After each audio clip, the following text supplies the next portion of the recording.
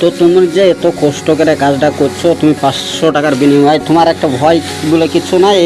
তুমি যে কুয়ে ভাড়া করেছো, কুয়ার ভিতরে মেলা জনাম বহুত সব বহুত কথা বলে আমি শুনেছি। অত তো কোনদিন আমি চোখও দেখিনি, কিছু করিনি, কিন্তু শুনি আমি চোখও দেখিনি, কিছু করিনি, কিন্তু শুনি কথা গেলাম শুনি আমাকে ভয়টা লাগছে।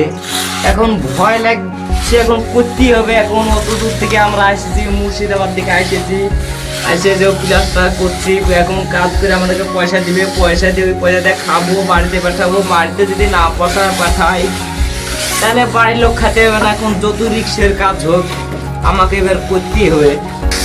তো তুমি ঠিকাদারকে বলোনি এই কাজটা আমাদেরকে দিয়েন না, এই আমাদের ভয় লাগছে? এখন ঠিকাদারকে বললে ঠিকাদার তো শুনবে না। এখন তখন আমাদের এখন এই কাজটা দিতে আমরা পারবো না বলে তো ঠিকাদারকে বললে ঠিকাদার আমাদেরকে তাড়িয়ে দিবে, তাহলে আমরা আরো রাস্তাতে দাঁড়িয়ে দেবো। এখন হাতে কাজ একদিন হালকা টানে, তাই বলে এবার করতে পারছি। যদি হাতে যদি না কাজ করতে পারতুক তাহলে বলছে ওই মিস্ত্রিটা কথা বলতে জানা না নাকি?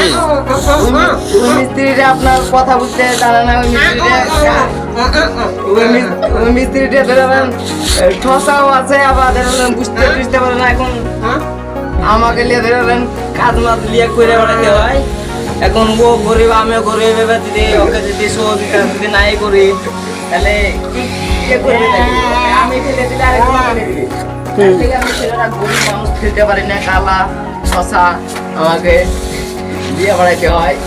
এখন দুঃখ এটাই আমাদেরকে গরিব মানুষ গরিব কি দেখে, বড় লোককে দেখে, গরিবেরকে দেখে না। এই হচ্ছে আমাদের ব্যাপার। আপনারা সবই বুঝতে পারছেন, আর কিছুই নাই। আপনারা সবই বুঝতে পারছেন, গরিবের জ্বালা বড় জ্বালা বুঝতেছেন না?